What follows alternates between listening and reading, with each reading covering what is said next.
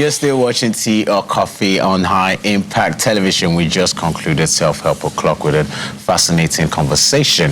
I hope you have been able to learn something. That actually happens on Thursdays at 8 o'clock every Thursday morning on Tea or Coffee. Now the conversation continues. I'm going to continue discussing breastfeeding. Before the break, we had a look at some very interesting facts on breastfeeding. For instance, breast milk is not always white. Sometimes it's blue tinged. That still gets me.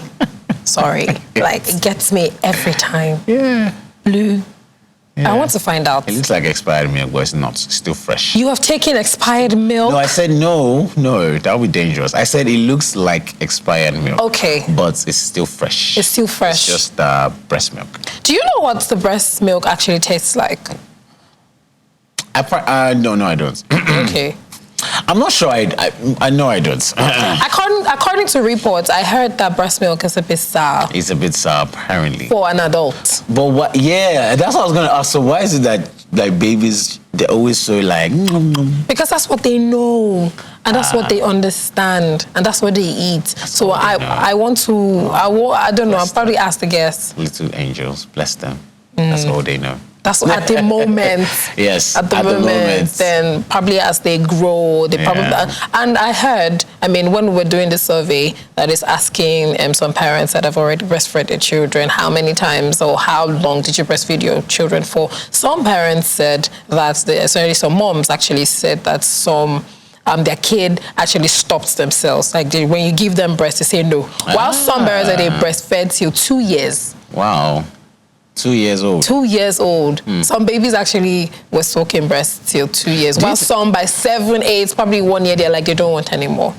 Is that a problem? Would you think that maybe the mother is spoiling the child? Till 2 years? Yes. I think there is a standard time. There is? I think there is a standard time. I am guessing the popular, so probably when we get into the survey, we'll see more. Yeah. I think the popular one is about 1 and 6 months. Okay. Like 1 year, 6 months. Okay. And I think overdrew. It's 3 years. And also, I don't know, but I think there's a standard time. 3 years of breastfeeding. I have heard that before. I've heard Very that. Interesting. I've heard that. Until probably milk stops coming out of the boobs and all of that. You know, I'm glad that we actually have all these questions because now our guest is on with us and we're going to be directing most of these questions to her. This morning we have Dr. Obeyi joining us in the studio. Good morning, Dr. Obeyi. Hi, good morning. Hi, good morning. Hello, how are you doing? I'm very well. How are you doing? I'm fine, thank you. Glad to have you on the show again. All right, so to our viewers, some of our viewers who probably do not know who Dr. Obeyi is, she joined us last year, I believe, for a conversation, a very insightful conversation on hepatitis. Now we're joined with her this morning again to discuss breastfeeding. Hope you've been keeping safe in this period. Well, I have to do my best with my mask, large gatherings and all. So, yes, good to meet you. Okay, the conversation this morning is on breastfeeding, and then we've been taking some very interesting facts on breastfeeding before you joined us. But now I need to ask you, what is breastfeeding? Breastfeeding is, usually just giving the baby breast milk, so that's milk that comes from the breast. But exclusive breastfeeding is giving your child only breast milk for 6 months. So, like, with no water, nothing else. But you can give medications or ORS if the need arises, but just breast milk for 6 months. Okay, well, is that a bad thing? Because now you've said something about breastfeeding, then you said something about exclusive breastfeeding where you just have to give the child just breast milk for 6 months. So is exclusive breast milk, breastfeeding, I beg your pardon, a good thing or a bad thing? Exclusive breastfeeding is literally the best thing that can happen to a child in the first 6 months of life. All right. So there is absolutely nothing wrong with it. It is what every mother should try to do for the first 6 months of the child's birth. That's very good. Now, so in the fun facts that we're taking on breastfeeding, they said that breastfeeding isn't always white or cream. Sometimes you would see blue tint, sometimes you see pink. Please, can you explain why? Because that really blew my mind. I assumed breast milk was cream and nothing else. Okay, so usually in the first few days of birth, the mother produces a type of milk we call colostrum, which is typically yellow, and that's because of its high protein content and what it contains. So in the next few days, it becomes white, and that's what we call transitional milk. Later on, it changes again, so it becomes in between something like clear and white, and that is just normal trend. So if you see changes in the breast milk, it's not really a problem. But by the time you start seeing pink, red, it might be that the mother is bleeding, but when you see green and other things, sometimes our diet affects the color of breast milk. But most of the time, it changes between white and cream and clear. But by the time you start seeing all those funny colors, blue, green, red, you should alert the doctor for things like that. Right. Okay, all right. So what kind of, talking about, the milk that is actually coming out from the breast, what kind of diet does a breastfeeding mother need to be on to, produce a milk, that is actually healthy and good for the child? So usually for mothers who are breastfeeding, most of the time there's no restriction in the diet. But it's been noticed that things like when we take lots of fluids, things like oats, it helps the mother produce breast milk, right? But you usually tell them to avoid things like smoking, alcohol, some medications. But there's no diet that we say, you shouldn't take in breast milk, because the more you eat, the more you're able to produce breast milk. So eat as much as you want. In fact, I actually encourage them to eat more while they're breastfeeding. Yes. But lots of ways help. Okay. Yeah. Please, it is just very interesting for me that we during that part where we're reading something about dieting and everything, they said the mother can actually lose weight while they're breastfeeding and all of that. How does that actually play out? Because I've also seen people that say that when you're breastfeeding, you may gain weight. So I'm very confused. What is the science behind losing and gaining weight while breastfeeding? Well, for example, for mothers who breastfeed, one of the advantages is that it helps them lose the weight that they gained during pregnancy and childbirth, because most of the activities that we do as humans, things that require us to expend energy, we lose some calories. And breastfeeding, whether we look at it naturally, we lose a lot of calories breastfeeding, so physically, mentally. So it actually really does help them lose weight. It also helps the uterus contract. So for mothers, when they're pregnant, the uterus gets bigger, right? And during breastfeeding, there's a hormone that is produced that helps the uterus contract. It gets back to its normal size. It also helps them lose some fat. It has also been proven to, because of the weight loss, it also helps them prevent some conditions that may occur in the future.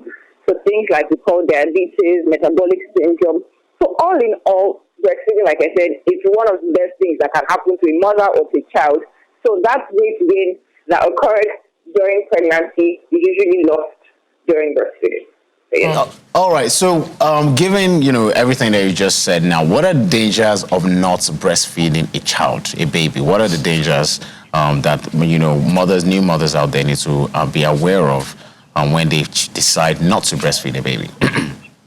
Okay, so I'm going to answer that question in two ways. First will be the advantages of breastfeeding, right? So for a mother who is breastfeeding, the child is protected from infections because breast contains a lot of antibodies that are transferred. Antibodies are things that help us fight infections. And as a child, it is not produced in the amount, the same way it's produced in adults. So in breast milk, it's transferred from the mother to the child. So this helps the child to fight infections, especially infections that have to do with the gastrointestinal tract. That's from the stomach all the way to the anus, right? So it helps them fight infections. It also helps the child to gain healthy weight. Like I said, it contains everything that the child needs to do. It is just enough. So the child is able to gain healthy weight. The child isn't malnourished. Then, like I said, it protects the child from other infections, apart from the GI tract. It prevents ear infections, allergies. It also helps mother to child bonding, because that is the time when the child is constantly on the mother's lap, and then suckling from the breast. So it encourages mother-to-child bonding. Another thing that they said is that usually it helps with brain development. So children who are breastfed for 6 months exclusively, you will notice that they have higher IQs, they perform better in school. Right? So disadvantages are, so if a child is not breastfed, the child is prone to more infections. So say, for example, some mothers are not able to breastfeed and then they give formula feeds. Formula feeds do not contain antibodies. They do not contain all the proteins and nutrients that a child needs to live and to survive infections. So by the time they're doing that, the child is prone to all sorts of infections, and then we don't know what will happen in the future. Allergies, brain development is affected. Also, for people who use feeding bottles. So the problem with feeding bottles is that we're not sure how much effort is put into cleaning the bottles, and so it's possible that bacteria and germs might hide in different areas of the bottle. And since the child doesn't have the antibodies or the things to fight the infection, this child will come down with infections and then lead to more complications. So in a situation whereby the mother cannot feed directly from the breast, we encourage the cup and spoon method instead of using the feeder bottles. So yes, those are the advantages and disadvantages of breastfeeding and not breastfeeding. Fantastic. So I just found out about something called wet nursing. Can you explain that concept?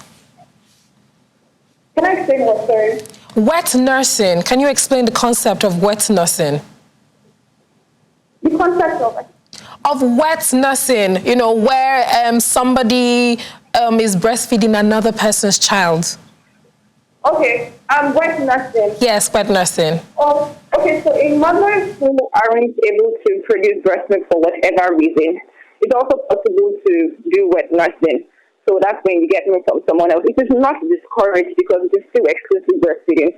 But in such situations, the mothers will probably have to be screened to ensure that they do not have any infections or anything that can be transmitted to the child. But it's encouraged the mothers who are not able to breastfeed or children who have lost their mothers during the process of childbirth. So yes, it's actually encouraged as far as it's producing the breast milk that the child needs. Okay, that's very nice. Okay, all right. So, talking about this feeder bottle very quickly, back to this conversation on what, the comments you made on using a feeder, or not using rather a feeder to feed a child. When can that transition be made? And this question, it comes in two parts really. When does a mother, what is the length, what is the time frame a mother is to breastfeed a child? We said, earlier on the show, we're saying maybe 6 months to a year. And we also looked at particular case studies of mothers who breastfeed their child for 3 years. So what is the time frame? How long can a mother breastfeed their child? And when is this transition from breast to, cup and spoon appropriate, essentially? Okay, so as I mentioned earlier, for the first 6 months, the child is meant to be on only breast milk. Then at 6 months, there's something we call complementary phase, where the child is gradually introduced to semi-solids and solids, so things that are easy to digest, so like pap. But at the same time, the child should still be breastfed. And the reason is because at 6 months, breast milk alone is not able to provide all the nutrients that the child needs, right? So for the first 6 months, only breast milk. At 6 months, other things can be introduced. And WHO recommends that a child is breastfed for at least 2 years. So meaning that from birth to 2 years, the child should still take breast milk. So at 6 months, it's now breast milk and something else. And then at 2, the mother can choose to stop breastfeeding. And if the mother chooses to continue, that's also fine. But we say for at least 2 years, the child should still receive breast milk.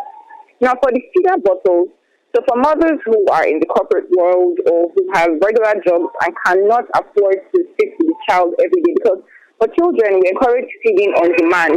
So what that means is that whenever the child cries that, oh, mommy, I'm hungry, you have to breastfeed.